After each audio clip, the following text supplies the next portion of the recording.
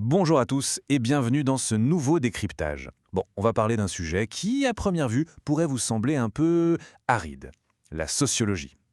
Souvent, on s'imagine que c'est juste de la grande théorie, bien propre et complètement déconnectée de la vraie vie, pas vrai? Eh bien, oubliez ça tout de suite. En fait, la sociologie, elle est née dans le sang, la sueur et les larmes. C'est littéralement une réponse d'urgence face à un monde que l'histoire a mis sens dessus-dessous. Quand toutes nos certitudes explosent en vol et que les révolutions éclatent, on a un besoin viscéral de comprendre ce qui nous arrive. Et c'est exactement cette aventure humaine qu'on va explorer ensemble aujourd'hui. Allez, c'est parti, voici notre plan de vol. On va remonter le temps pour voir les précurseurs philosophiques, puis on va assister à la naissance d'une vraie science. Ensuite, on fera connaissance avec les fameux pères fondateurs avant de suivre l'évolution de ces traditions pour finalement se poser les grandes questions de notre époque. Je vous promets de mettre un peu d'ordre dans ces centaines d'années d'histoire complexe. On commence tout de suite avec notre première étape, les précurseurs philosophiques. Parce que oui, la curiosité humaine pour la société ne date pas d'hier. Ce qui est vraiment fascinant ici, c'est ce grand écart chronologique. Bien sûr, la sociologie est une discipline moderne, mais notre obsession de comprendre le vivre ensemble a des racines antiques. Au IVe siècle avant Jésus-Christ, Platon imaginait déjà des utopies très structurées et Aristote nous qualifiait carrément d'animaux politiques. Ensuite, on fait un bond colossal jusqu'au XVIIe siècle avec Hobbes qui imagine nos origines à travers un état de nature un peu brutal. Et paf, nous voilà au XVIIIe siècle, juste sur le pas de la porte de la science moderne. Et le vrai précurseur à ce moment-là, c'est lui, Montesquieu. Pourquoi? Parce qu'il opère un virage à 180 degrés. Fini les utopies morales un peu perchées dans les nuages. On redescend sur Terre. Montesquieu pose les bases en disant que l'ordre social n'a rien de magique. Nos sociétés sont régies par des lois naturelles, observables, qui dépendent de notre environnement. C'est le tout premier pas vers une véritable approche scientifique des comportements humains. Passons à la suite pour voir comment tout ça s'accélère.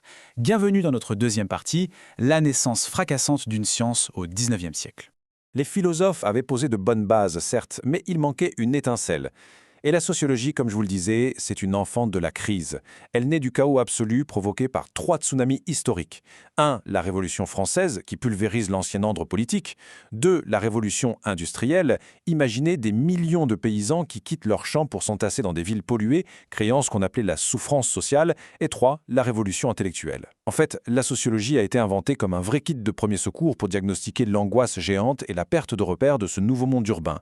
C'est précisément au milieu de ce chaos qu'émergent des pionniers, comme Auguste Comte. C'est carrément lui qui a inventé le mot sociologie.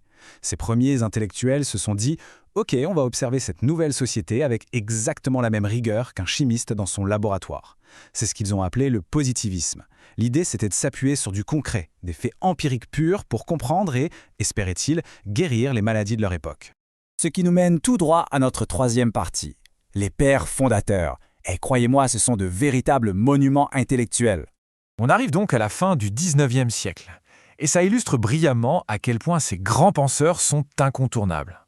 Ce ne sont pas juste de vieux noms poussiéreux dans une bibliothèque, considérez-les comme les avatars de façons totalement opposées de voir la réalité.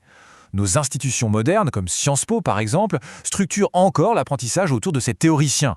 Qu'on parle de Marx, de Weber ou de Simmel, les courants qu'ils ont créés sont littéralement la fondation de toute l'analyse sociale actuelle. En fait, leurs débats n'ont jamais vraiment cessé. Prenons les deux géants les plus contrastés de l'époque. D'un côté, le français Émile Durkheim. Pour lui, il faut prendre de la hauteur. Il analyse la société comme une force immense et extérieure qui s'impose à nous. Il a même prouvé un truc de dingue, le suicide, l'acte qui semble le plus intime qui soit, est en fait dicté par des forces sociales extérieures, comme votre métier ou votre religion. De l'autre côté, l'allemand Max Weber. Lui, c'est l'inverse, il veut comprendre de l'intérieur. Il se concentre sur le sens subjectif que vous donnez à vos propres actions. C'est d'ailleurs Weber qui a théorisé cette fameuse marche vers la rationalité absolue, ce qu'il a joliment appelé le désenchantement du monde. Et puis bien sûr, il y a Karl Marx. Le point crucial ici, peu importe ce qu'on pense de ses idées politiques, c'est de comprendre son rôle de critique absolue de la société industrielle. Il a offert une toute nouvelle lentille pour observer le monde, presque entièrement à travers le prisme de l'économie, de la lutte des classes et de la domination systémique. Sans prendre parti, on doit admettre que cette perspective critique a été un vrai tremblement de terre qui a façonné en profondeur la discipline pour tout le XXe siècle. Allez, on avance dans le temps avec notre quatrième partie, l'évolution de ces fameuses traditions. Le monde moderne devient de plus en plus complexe et la discipline se divise en pôles académiques ultra spécialisés. Aux États-Unis, l'école de Chicago doit gérer des villes qui explosent à cause de l'immigration.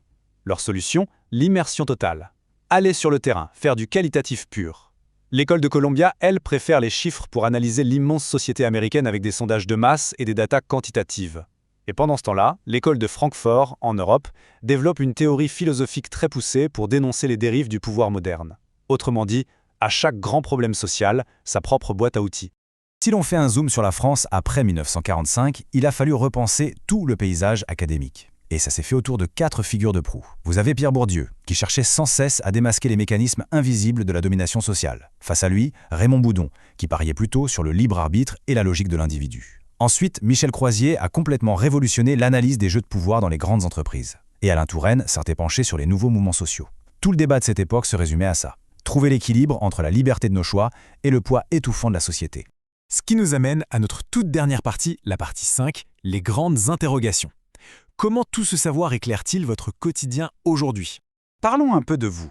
Prenez la métaphore géniale du sociologue Erving Goffman, le monde comme un théâtre. Demandez-vous, combien de rôles différents jouez-vous dans la vie de tous les jours? Pensez à l'image hyper lisse que vous contrôlez sur les réseaux sociaux, ou bien au masque professionnel que vous mettez en arrivant au bureau, qui n'a probablement rien à voir avec votre attitude avec vos amis le samedi soir. Pour Goffman, c'est très simple. Le lien social ne survit que parce que nous acceptons tous de jouer ces petites mises en scène quotidiennes. Et pour finir, je veux vous laisser sur une idée profondément troublante de Zygmunt Bauman. Il s'est demandé si nous n'étions pas entrés dans une société liquide. À l'époque des pères fondateurs, on étudiait des choses solides, des carrières à vie, des institutions rigides. Aujourd'hui, tout coule, tout change à une vitesse folle. Nos contrats de travail, nos amours, nos lieux de vie, tout se transforme en permanence. Alors voici la question. Si ces liens stables, ceux-là même qui ont permis de créer la sociologie, sont en train de disparaître, de quoi sera fait notre avenir collectif? C'est une sacrée énigme, pas vrai? De quoi bien faire tourner vos neurones. Merci de m'avoir suivi dans ce décryptage et à très vite pour de nouvelles découvertes.